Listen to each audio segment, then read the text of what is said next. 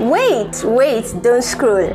If you know you pronounce the word check as check or the word shoes as shoes, this video is for you. This video is for you. So this word right here is choose and not shoes. If you pronounce this word as shoes, then what do you call this? A pair of shoes, right?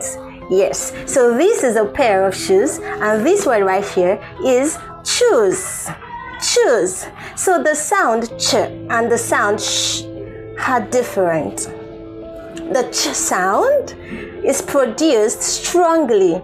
It is stronger than the sh sound. The sh sound is produced softly. It is pronounced softly. So look at the words on the screen and repeat after me.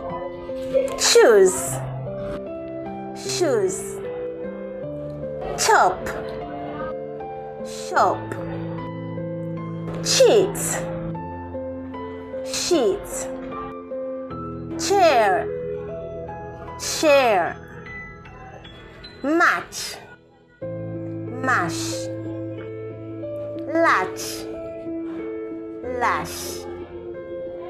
I hope you got something today. So follow me for more English pronunciation tips. Bye.